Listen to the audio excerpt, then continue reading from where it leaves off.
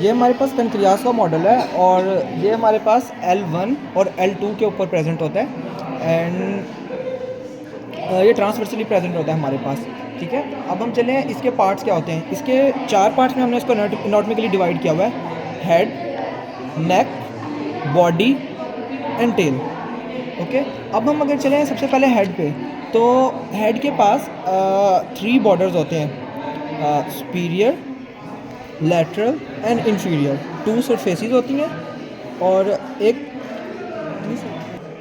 And uncinate process. Again repeat कर रहा हूँ: 3 border, 2 surface and 1 uncinate process. Uncinate process, 2 surface, posterior in interior, 3 border, superior, lateral and inferior.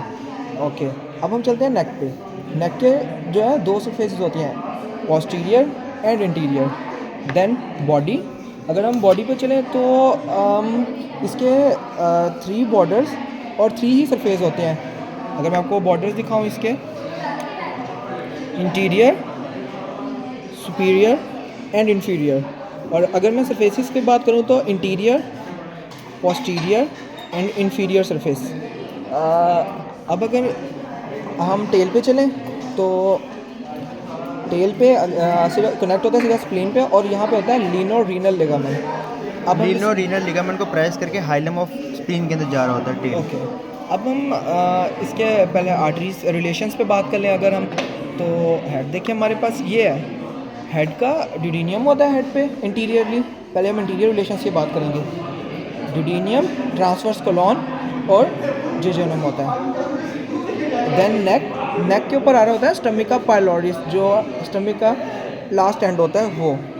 अगर हम आगे चलें बॉडी पे अगेन ड्यूडेनियम फिगर होता है और अगेन वही हमारे पास वेसल्स होती हैं कुछ। और अगर टेल पे बात करें, टेल पे अगेन मैंने आपको बता दिया कि सच रीनो लिगामेंट ही होता है इंटीरियर रिलेशंस पे।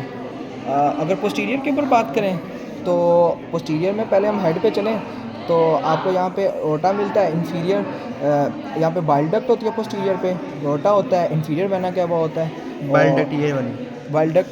एंड अगेन हम चलें नेक पे तो पोर्टल वेन होती है। और अगर बॉडी पे चलें तो किडनी का लेफ़्ट क्रॉस होता है, sorry left cross of diaphragm होता है, किडनी होती है। और अगेन इंफीरियर और इंफीरियर वेना क्या ओटा होता है। एंड ऑलमोस्ट रिलेशन हो गए। ओके, यहाँ पे अब मैं आपको बताता हूँ डक्ट है ये।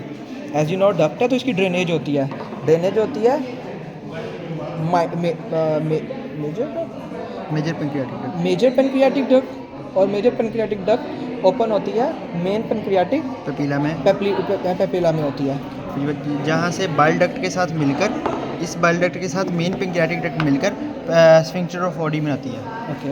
देन एसेसरी बाइल डक्ट है वो ओपन होती है और वो होती है माइनर पेनक्रियाटिक डक्ट में और आउटसाइड ओपन होती है। अब मैं आपको बताता हूँ इनके नाम भी हैं, विर्सिंग एंड एसेसरी सिनोट्रोनी है।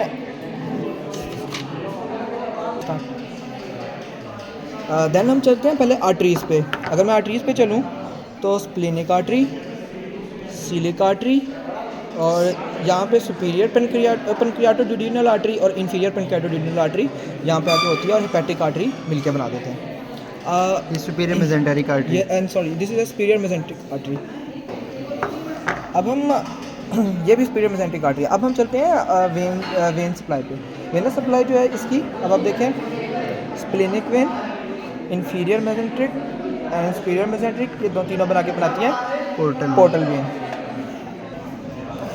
इसकी अगर आर्टेरियल सप्लाई, इसकी अगर हम वेनस सप्लाई पे बात करें, और इसकी नर्वस सप्लाई पैरासिम्पैथेटिक सेक्रीशन है और सिम्पैथेटिक वैसोमोटर है।